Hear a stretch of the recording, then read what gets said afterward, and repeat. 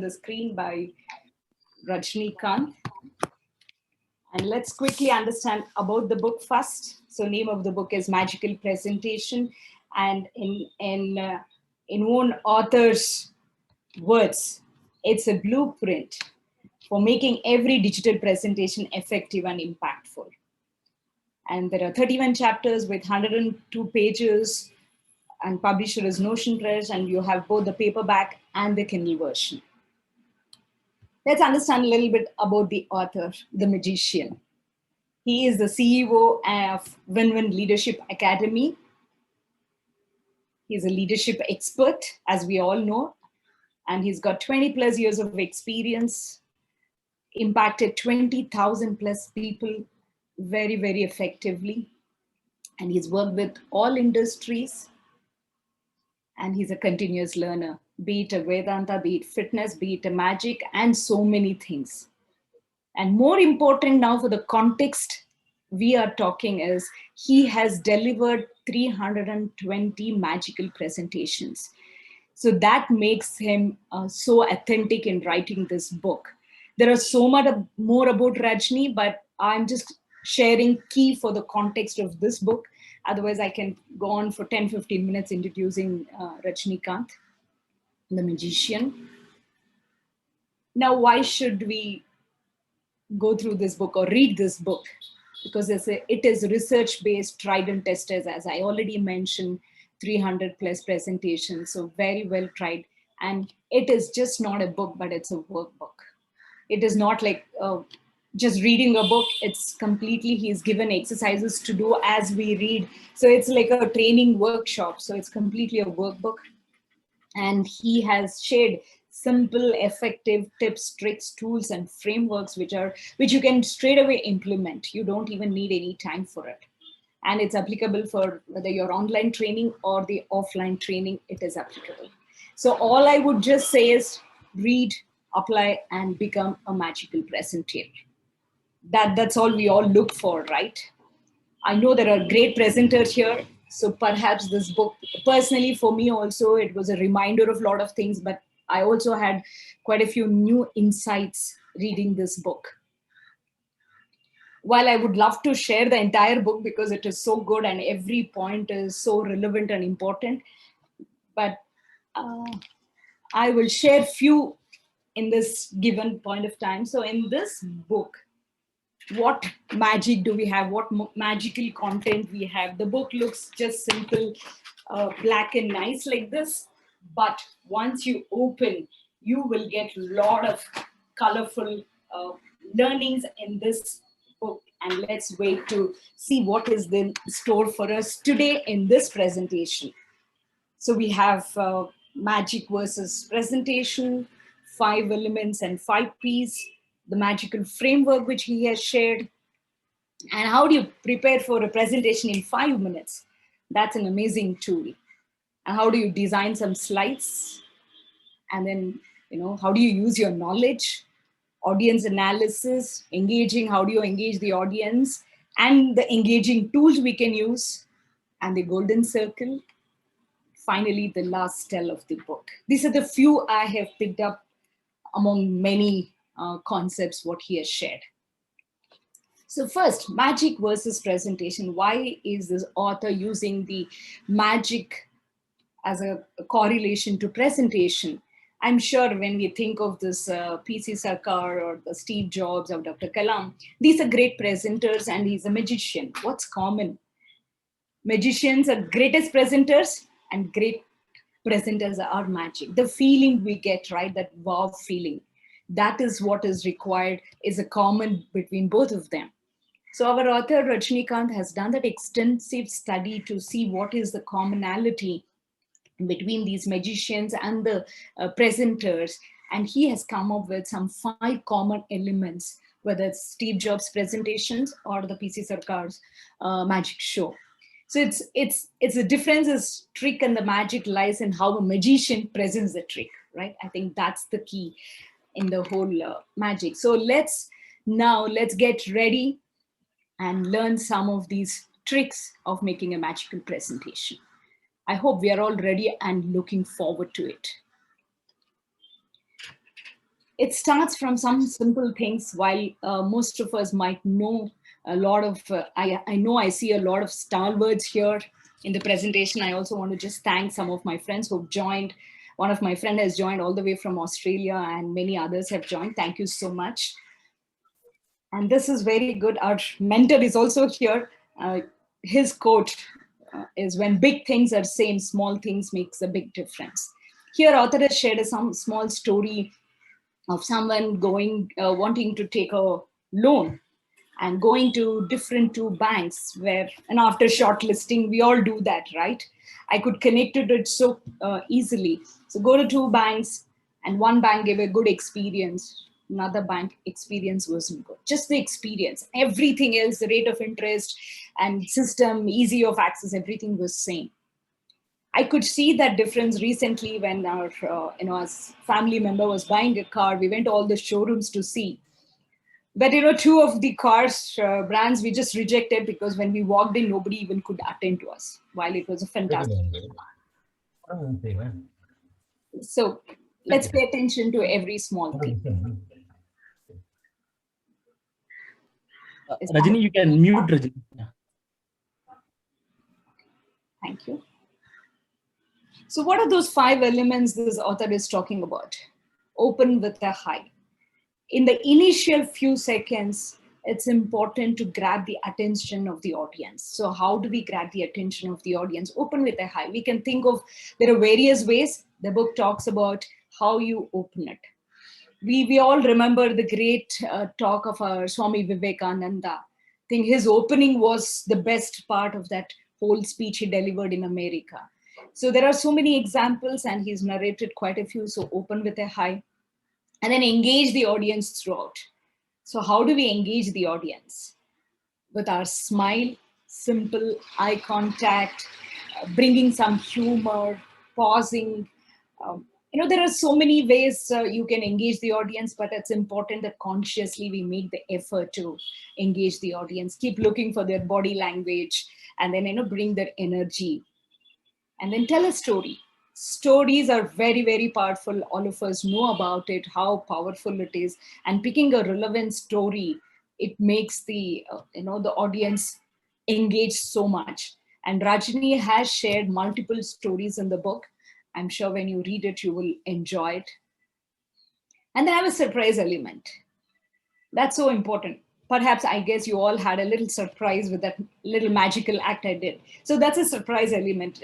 How can I not do a small magic for a magical presentation? So some surprise element, if we can have, that'll make the audience more engaged. And then close with a message. Because when we leave is what the impact, they will hold on to what we have said at the last than whatever else we have said throughout. So closing with a bang is so important that they take that message. So consciously we need to choose that. And it's a magic, even if you know how it's done, even if you know the trick, but we still will enjoy the magic. I hope all of us are enjoying the magic happening through this presentation by our author, great Rajanikanth. And he talks about the 5 P's. As he said, if you're just an expert in a topic, that doesn't guarantee you becoming a great presenter. But at the same time, you might be a great communicator, but you know what it is. So the 5 P's are prior planning prevents poor performance. I love this quote, what author has used. I've taken the picture from the book as is. I'm the most spontaneous speaker in the world because every word, every gesture, and every retort has been carefully rehearsed. Then right, whoever claims to be spontaneous, yeah, there could be a little bit of spontaneity, but without preparation, even that spontaneity will not be effective. So that's the key. I'm sure we all agree and also are following that. Then the framework here is, the meat of one of the real magical framework has been shared here. We have to first tell what we are going to tell, and then tell what you really want to tell, and then finally tell what you already mentioned. So that's the 3 tell we need to remember. That's where tell. It's a reinforce we need. So now let's get into a little more details of what is the first tell. Give benefits to audience. Right? All of us want to know, why should I be here? What's in it for me? So when I'm preparing, I need to think what's in it for them, to my audience. Why would they want to listen to me? What is that they are looking for? That is what is important, not then what I want to learn and what I want to give, but give something what my audience want. And that's what you got to tell in the opening, saying this is what is there in store for all of us. Overview of the key message. What are the details I'm going to show? First start with the why, and then what details I'm going to show, and then build the credibility. Like author has done 300 plus workshops itself is so credible for someone to listen. Okay, yeah, now I want to listen to this if somebody's done so much of work. So that credibility also is important to mention in the beginning in whatever the form. And then this is the first tell of what you're going to tell. Now, what exactly are you going to tell? Remember the number 3. It's very magical, right? Everywhere we say 1, 2, 3, start. From our school days, sports to everywhere before start is 1, 2, 3. So 3 is a researched magical number, which is what our author says, that give 3 examples if you're talking about. So it will reinforce something, 3 concepts. This 3 is very magical. We can apply in all our preparation and presentation. And then stories, I will show a little more details about story in the next slide. And then also back it up with some data and facts. That is so important. While story touches the heart and the emotion, you also need that intellectual buy-in, which is what comes from data and the facts, which again, we will talk a little more about it. And then finally, when you're closing, again, reinforce the key message. That's what they check, tell what you've already told, and reinforce the benefits of what happens. And then finally have a call to action, which can be subtle. Like, Steve Jobs, when he presented the new MacBook, how he left that ending message that, everyone wanted to immediately go to a store and pick up that MacBook. That's a kind of call to action, either direct, indirect, subtle, or obvious, depending on that. We can leave that. Now, a little more to that story. What should be there in a story?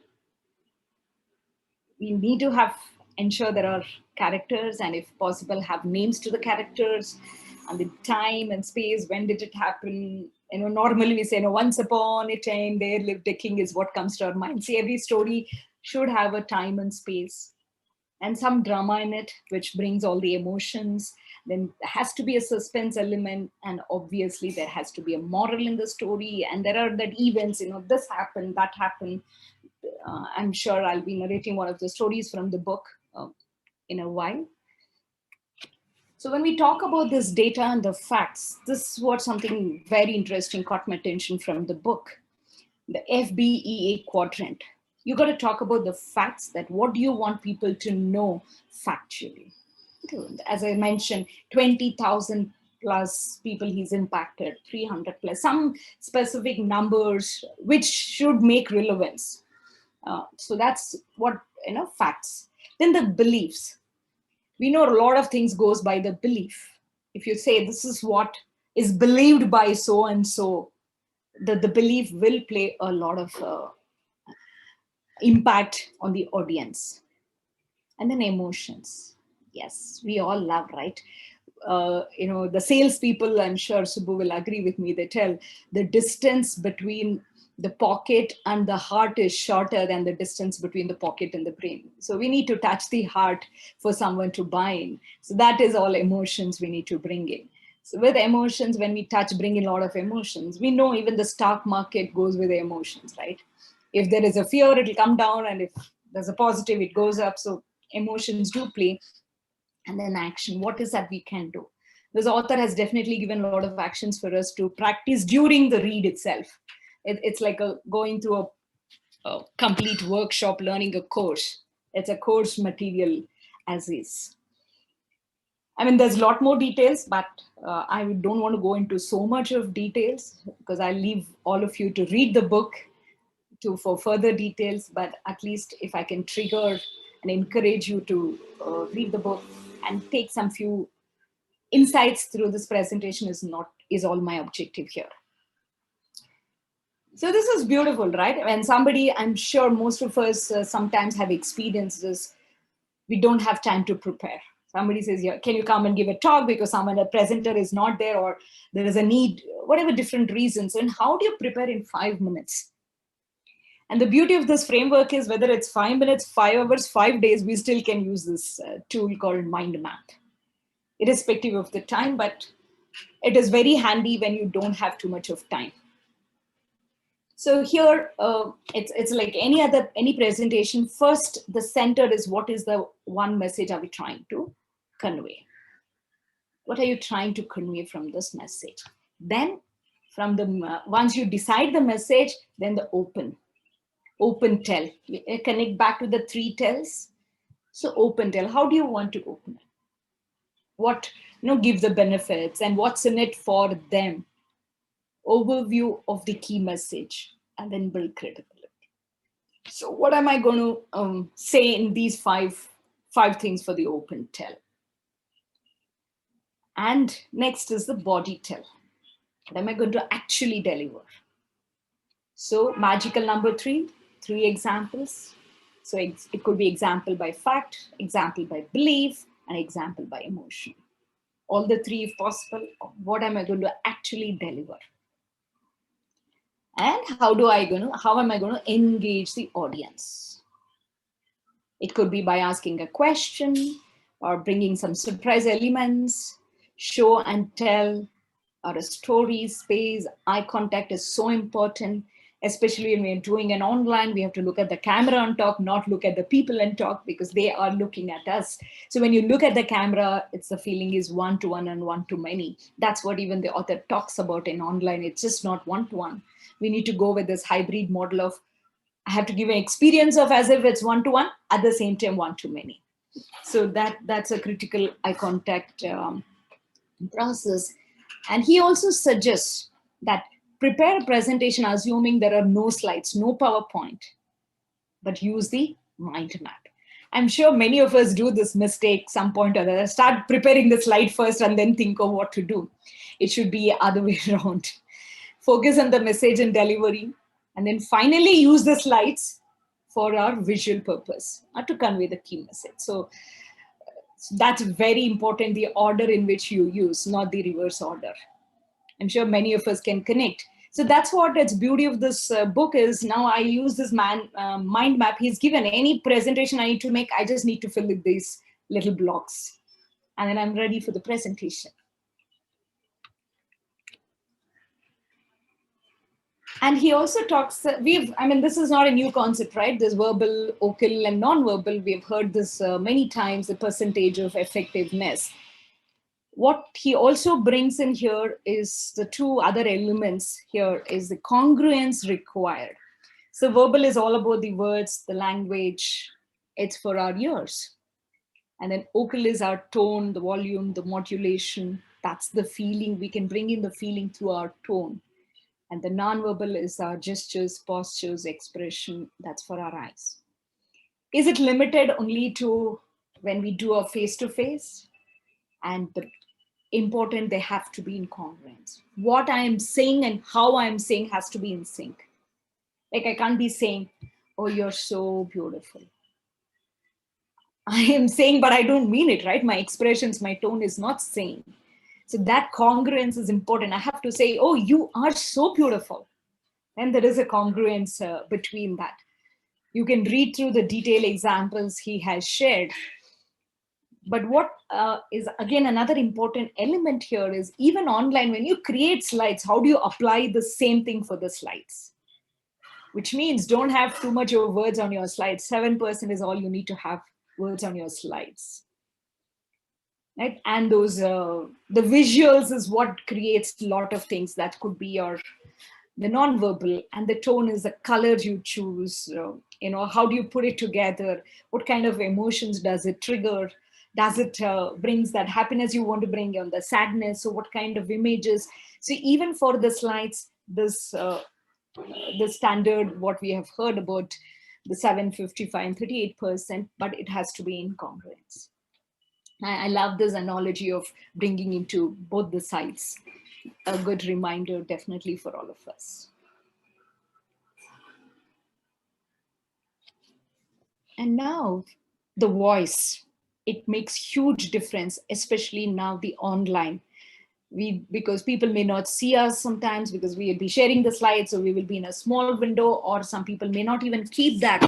So it's your magical, you have to create the magic through your voice, primarily especially in the online space, but even offline it is important, but even more in the online, how do you create the magic through your voice?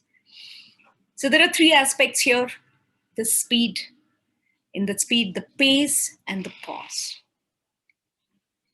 Pauses are very important. In fact, the author talks about multiple types of pauses. I like that. When do you pause so that people sink in what you have taught? Or pausing because you want to transition from one concept to another concept. Like that, he shared multiple pauses. That's very insightful. And pace at which you want to talk. Sometimes you have to go fast, sometimes you have to go slow, go with the audience, depending on who the audience, the age, the kind of audience, the pace has to be mapped. And then stretch and stress. Yes, some things you have to literally say. The most important element, the stretch, and also the stress on specific words here. That makes the audience listen to you, engaging. So it's very key. And then the pitch and the modulation. Sometimes, you want to say, I'm going to share a secret now with a very low volume, and, you grab the attention, or say, come on, let's do this. I'm going to share something so important right now. Can I have your attention, please? So we might have to play around with the pitch and the modulation. And again, the key is practice, practice, practice. I know Rajanikanth does practice, though he's done 300 plus presentation of this, but every time he says, if I don't practice, my effectiveness is not as good as when I practice. So even now, the previous day, he does practice. It reminds me, the great Amitabh Bachchan, a very seasoned actor, when he had to do his Kaun Banega Crorepati show, he actually, I believe, did a rehearsal of 50 times. If someone like him has to do it, all the more reason how many times we all have to practice. I tried my best to practice this week. Was challenging with a lot of COVID help seeking all around. I still tried my best to practice. And that is the secret for our win, is the practice. I'm sure all our mentor Ranga and Rajni, everyone reinforces this again and again for us. So while making this, the online slides, or when we're making any slides, he shares about 10 golden rules. I love the way he's come up with the numbers, and that, the choices of words are very, it creates a curiosity for us to learn more. 70% visual and 30% textual. Many of us use a lot of text on the slides. Again, depends on the context we can use. When we are making some technical, then it's a little different. But even then, this is a kind of guiding principle for us. And then no long sentences. In fact, we say no English, no language. You don't need a language. You need to just use the keyword, and you will talk about it anyway. So you don't have the sentences on the slides. Use neutral colors, because not everyone can connect to all colors, and some people can't identify the colors, so it's better keep a neutral color. Maintain the congruence, which we have already discussed about it, and not more than 2 types of fonts. Too many font types will distract. That's where the text and the tonality, all that makes a difference. I like this cut, cut, cut. I started with 50 slides. Now I've cut it down to some 20 odd slides. So keep on asking, do I really need this slide? Do I really need this slide? Because we have the tendency to put everything on the slide.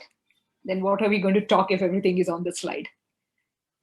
Right? So it's not a It's not a manual you explain orally, but PowerPoint is only for visual or any slides. Highlight the key messages. That's very important. And font size, some people use very small or huge font size. We got to be wary of, again, the audience. If you have a larger audience, maybe we need to even use a bigger font on the slides, but in the online, so be mindful of font size, and not more than 3 to 5 messages for one one session, for one set of slides, not per slide, but one set of slides. Otherwise, only one message per slide, but 3 to 5 key messages or key concepts you can share in one set of slides. And this curse of knowledge. I'm sure often when I went through this, when I read this book, I'm like, oh my God, I want to share all this because it's so good. Then the need, it was more my need to share everything in the book. And I had to pause and say, what is the time I have? Do I need to share everything? No. I need people to read the book. So I need to create the curiosity, right? So the author has narrated one beautiful story here. Let me try and attempt to bring in that story here. It says there was a priest and who would travel across the villages to share his wisdom. And he usually traveled in a chariot, and he had a charioteer to chauffeur him all around. So one day, somebody in a neighboring village 100 kilometers away invited him for a scholarly event to deliver a talk where audience were 5,000 plus. And this priest was very excited, and he went on preparing day and night, saying, wow, I'm going to make a beautiful presentation. I want to make an impact. I want to share this. I want to share that. He went on preparing. All that one, he got ready. He got into that charioteer and started traveling that 100 kilometers. Here what happens. The weather changes. He's looking at all around. There are thunders, lightning, and it starts pouring. It starts pouring cats and dogs to the extent nobody could come for that talk because it was in the open ground. This priest was utterly disappointed. Oh my God, I've prepared so much, and what do I do now? He didn't have anyone else other than the charioteer. So he asked the charioteer, I'm so disappointed. What would you do if you were in my place? The charioteer says, sir, I don't know. You are such a knowledgeable person. I don't think I can say anything. But just to keep the conversations going on, he said, I can share an analogy. He says, I have 50 horses in my stable. And to keep them all healthy, I need to keep them feeding at least 3 times a day. And at times, I get shortage of my stock of food to feed them. And then I have to go to neighboring village to buy those food and come back. By the time I go and come back, some of the horses, or 49 out of 50, would go out in hunt of their own food. And here is where the priest, who was listening very attentively, then he asked, so what do you do with that food? Do you go back and return, or do you store it for some other day? He says, my lord, while the 49 has gone out to eat the food, this one horse is still waiting for me to feed. And I need to feed this one. The priest immediately says, wow, I'm enlightened today. I don't have to worry. Now you're there. Let me share with you all my knowledge. And he starts delivering this entire speech. Passionately, he goes on and on for 2.5 hours of a talk. After that, he asked, my dear charioteer, how was my presentation? Am I a good orator? Did you get enlightened? And he says, my lord, I did not complete my sentence earlier. I said, I need to feed that one horse, but I can't feed all the food I've got to him. I feed only how much he needs. Isn't it beautiful? Then then the priest says, "Thank you so much. I am now truly enlightened that I don't need to share all that. You can't digest. So we need to give people how much they can chew, not, you know, not to. I keep saying in other language, we don't have to show our panditya pradarshana. We don't. It's not to demonstrate how much I know. It's to say how much I can share for my audience. So I thought this is a beautiful story, very well narrated in the book. And I like this closing. Presentation is not delivering all that you know. It is about delivering what my stakeholders, my audience want. How do we know what they want? That's the next question, right? And here is the answer for that. Then how do we know? Most often we don't know who our stakeholders are. So we got to do this homework, which is what the author talks about, audience analysis audit. That's AAA framework. So why are they here? So we need to do this homework. And how will they benefit? What can go wrong? Prepare what can go wrong. So keep a backup for whatever can go wrong. Now today's the internet can go wrong. So keeping some backup internet, if this goes back up, all that. So think of what can go wrong and what are they like? How might they resist? And what's your call to action at the end? I think if we do this homework, then we will know how to prepare for our presentation. I like the logical flow in the book too. Next, he talks. Sorry to interrupt. It's 30 minutes now. Just want to give an alert. Thank you. Yes, I'm looking at the time. Thanks, Mary. Thanks. So how can we engage? These are different engaging tools when we do an online session or even offline session. Both they are applicable, right? Showing a video, you can show a video, and then you can conduct some polls, quiz. We used to do that even offline. Now you have so many tools which will enable us. And this group activities we used to do physical, now you can do through breakout rooms. That's available for us. Then we can do some role plays. Either you do live or you can use a recorded role play. Conduct some activities. We have the whiteboard to use, where we see here very nicely anytime it's available whiteboard, as if it's a whiteboard. Some people use a physical whiteboard at the back and write, but online tool, there is a whiteboard available also when we want to write something and some fun. There are so many ways you can engage the audience. So he talks about both online and the offline and the slides, what you can use. And these are some of the engaging tools. It's a summary of whatever different types of purposes, what tools are there. When you want to, these are the engagement tools, note-taking tools, online whiteboards, tasks, session planning, storage, service, videos. So these are some of them have mentioned, but I've just added a few more. I love this slide, which summarizes all of it. He's also mentioned about Prezi and other tools, which I'm sure we will love to hear all that. When we read, you will get more insights.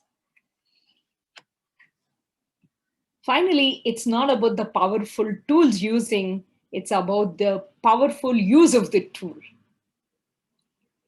This reminds me a quote, one of my friend talks about it, Rajdeep Manwani. He keeps saying, Srividya, it's not about how powerfully you use the PowerPoint. No point in using a powerful PowerPoint if there is no power in your point. It reminded me of that quote, right? However it is, how do we use it? Finally, that's important. The speaker, the author's power. I could see that author's power in the book while he used all the frameworks, but how powerfully he's conveyed it.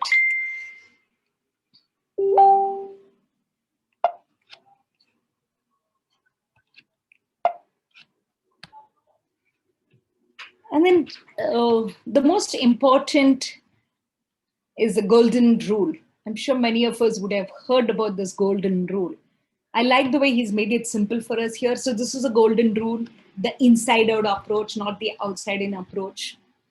Normally we all start saying, okay, what I want to talk about? And then how I talk, then why I talk. But the order in which is first we need to focus on why, the purpose, and then the how, and finally the what. So for that, he's customized this golden rule to presentations like the simple way. First, why? Why should I present? Why should they listen to me, my audience? Think about it. Why? I was thinking this is, I have audience here who are stalwarts in presentations, many of them here. And then why should they listen? And probably one of the reasons is because their friend's book, our own book. So that could be one of the reasons. And also always we want some reminder. So what can I highlight from the book?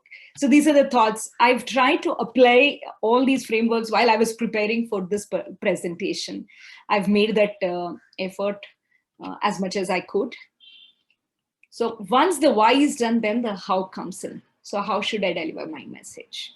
Should I use a story? I have to talk about the book, and I want to stick to what is mentioned in the book and not talk about something else I know about in this. Maybe one or two supporting quote here and there, but try and stick to that and how.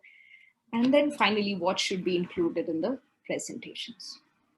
That was a tough call for me to, out of 31 chapters, in the given time, I won't be able to cover. So what should I cover? And that was a tough call because the book is so beautiful. The last tell the author in his own words. I thought I should keep this as is than me summarizing in my words. But I thought it's good to listen and hear from the author's words itself. Maybe I'll just read out for all of us, though it's a text. It says, do the AA first before any presentation. Always start preparing with the mind map. Then after this, support your message with a visual representation. This is where you make the slides. Then build engagement into your presentations. Increase engagement and decrease participation in your virtual presentations. Just thought I may add something here. He's spoken very clearly what's the difference between engagement and participation. Simple example, when we watch a cricket match or a football match, are we engaged? Yes, right? We are engaged. We are like looking. Yes. Right. But in a presentation like this, sometimes we need people to participate, not just be engaged. So we need to take care of both. Engagement is where, participation is like I asked a question and some of you answered. So I can conduct a poll or different methodologies we have discussed. So that's participation. So we need to think, how am I going to engage the audience? And also, how do I make them participate, depending on the topic and the need. Maintain eye contact with the camera, which I was talking about. Online, we want to look at the people, right? But now we need to learn to look at the camera and talk. And practice it in a couple of times. And this is very important. Since I have a couple of minutes, maybe I will share a story after I do this for the how to talk about the camera. It's inherent with all of us, though it's not in the book, but it does definitely remind me of a beautiful story from our own Indian history. We've heard this great Patanjali. We have heard, right? Yoga. We have heard Patanjali for more of yoga, but he's also known for writing Sanskrit grammar in terms of rules, the sutras. So when the story is, there's one great guru who learned all this Sanskrit grammar, the sutras. He wanted to teach students, that too in a fast pace. So he decided to get some 1,000 students at a time. But at the same time, he wanted to give a one-on-one, that one-to-one feeling, as if that guru is teaching me personally, that one-to-one effect, but he wanted to do it fast. but he was very powerful. So he got everyone to a huge training hall, and he put a curtain. He came in front of the curtain and told the students, saying, "My dear students, I'm going to teach you, but only one condition." The star conditions apply. He says, "Today, or all these sessions, I'm going to be behind the curtain teaching you, and you're not supposed to open this curtain." All the students, they were very keen learners. They agreed and said, "Yes, Guru." And then the Guru goes behind the curtain and starts to teach. And amazingly, all 1,000 students felt as if the Guru was teaching him on one-to-one basis. So much of concentration, focus they could. And it went on for whatever, the entire course got completed. And then finally, the graduation day comes. And some of those students, little naughty students, were curious to know what's behind the curtain. Why is this Guru behind? What's there? That curiosity was there. And they couldn't control. And some of them went and opened the curtain. And they could see Adishesha with 1,000 heads sitting there with so much of power. And these students did not have the capability to look at that. What happens later is a different story. But what I want to bring in here is, I think our India, this concept existed of this virtual training already. So it's there in our blood and DNA that we can do the virtual training. Just get used to looking at the camera and talking, and I'm sure everyone will get that one-to-one effect. And back to author's messages. Visualize the audience during practice sessions. Seasoned radio jockeys and news anchors, they all do this. And storytelling is a key skill. People of all age groups relate to stories, and we are all good storytellers. Sharpen the art and science. Then fake it till you make it. Even if it's not natural, fake it. There are a lot of discussions about what this means, but I completely believe you start smiling even if you're not sad. Even if you're sad, start smiling, and eventually you will start smiling. It's a simple analogy we can practice anytime. So fake it till you make it. And then the future is going to be more and more digital and less of face-to-face. Let's be prepared. And finally, if you are planning on a long work career, don't ignore the important, relevant skill of presentation skills. This is the final tell of the author. And my sincere suggestion is that please read this book. It is definitely a very good, excellent book to practice. I have shown few concepts shared here, and the book is available both paperback or the Kindle version in Amazon. Here it is. The link is there. We will share the link also on the chat box. And if you want to contact our author, the Rajanikanth, here is his coordinates. And maybe we can take few questions. Before that, probably I'll close the slides. And the beauty is the author is also there to answer any of the questions. And I really, really thank all of you for giving this opportunity. Thank you, Ranga, for being here. And Rajni, yes, and Naresh, and all of you, all my friends who have joined. Thank you so much. And we can have some questions possibly. And author can answer. Thank you so much. Yes, the questions are allowed, but I just wanted to quickly take a few seconds to understand how Mr. Rajanikanth feels about the presentation, and then we can cover the questions. Over to you, Rajanikanth. What do you feel about the presentation, or did she spoke your heart?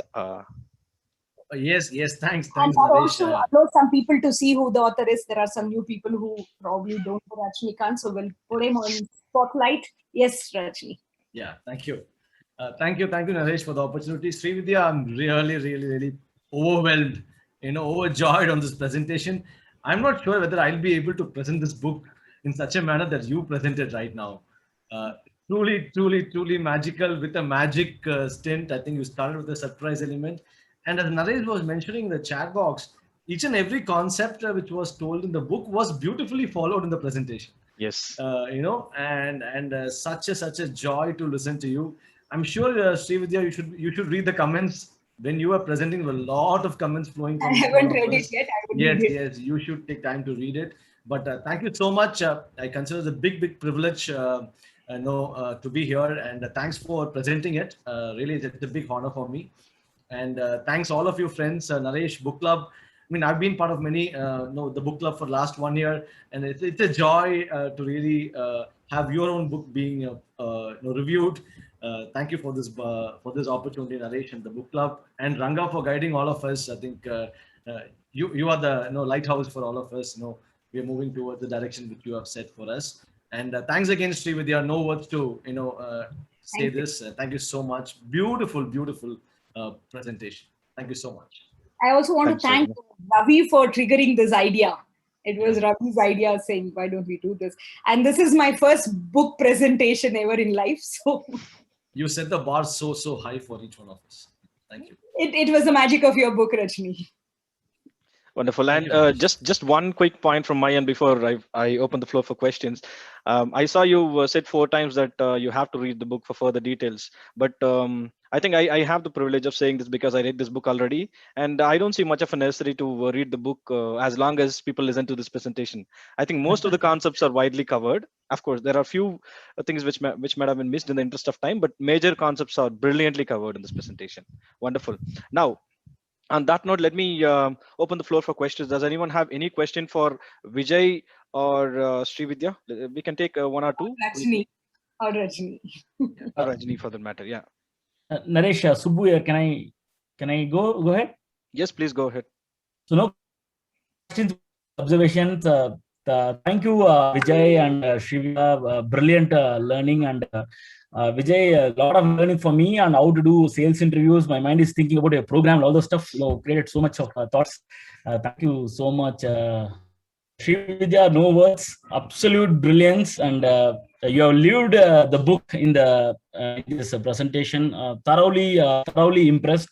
From the slides, from the font used, from your tone, from the examples you gave.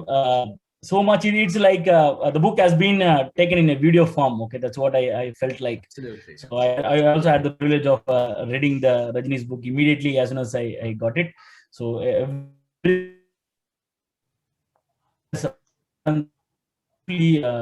covered, and brilliant, Srividya. Totally impressed. And one last point is about the book.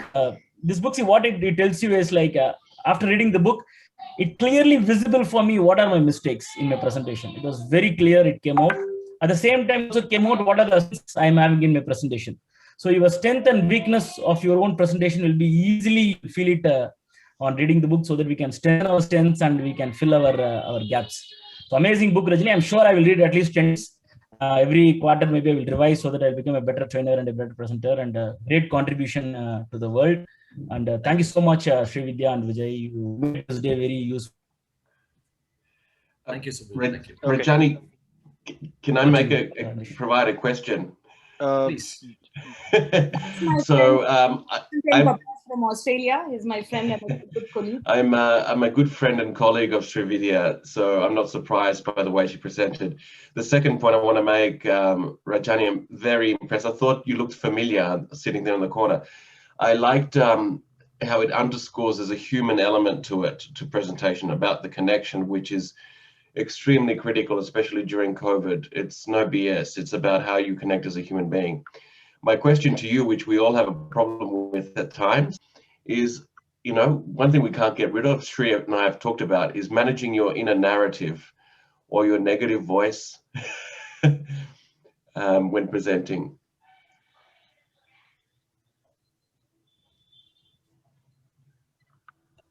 Sorry, I mean, I missed your last sentence, Constantine.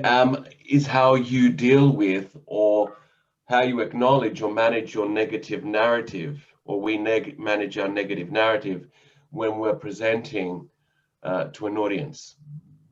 Yes. Thank you for asking, and thanks so much for joining us in this particular book review. So one aspect, I mean, how I try to manage is definitely visualization plays a very key role. So before the presentation, I mean, even I do it before every workshop, is to really visualize how the entire presentation will go and plan for uncertainties. And that is one input which I do every time. And the second is the question on the intentionality of a presenter. What is the intention of a presenter? The intention of a presenter is to really give value to people. The intention of a presenter is not to get appreciations or people coming and talking about that you have done a great work. I think this small mindset change, I was a victim of this for a quite long time and I was unable to crack it. This small mindset change for the last 3-4 years is really, really helping me. So, Vedanta, we'll talk about it. Whatever we do is like, you devote it to the God. We talk about Ishwararpana Buddhi. So just, what are you doing and why are you doing? The intention is clear. I think the results, you don't worry about the results. So that's how I set the mindset before every presentation. Love it. Thank you. Thank you. I can see Ravi's hand is raised. Ravi, do you want to say something about Yeah, we are on top of the time, Naresh. So do you want to give a few more minutes or should we wind up? I just want to be Yeah, we'll take another couple of minutes, and after your question or feedback, we can wind up. Sure. Thank you, Naresh. So, Srividya and Rajani, last presentation first. So I want to just sum it up my feeling of listening to Srividya's presentation of Rajani's book, that you guys showed the mirror to me. Okay, so it's as simple as that. So much to learn. So thank you. And Rajani, I made a list of people to who I can present this book. So I know so many people who will need this, who will be benefited, not because they need, but because I'm genuinely interested in their growth. So I can give this book to them and their career will be, their future will be different because of this book if they read and follow. Thank you.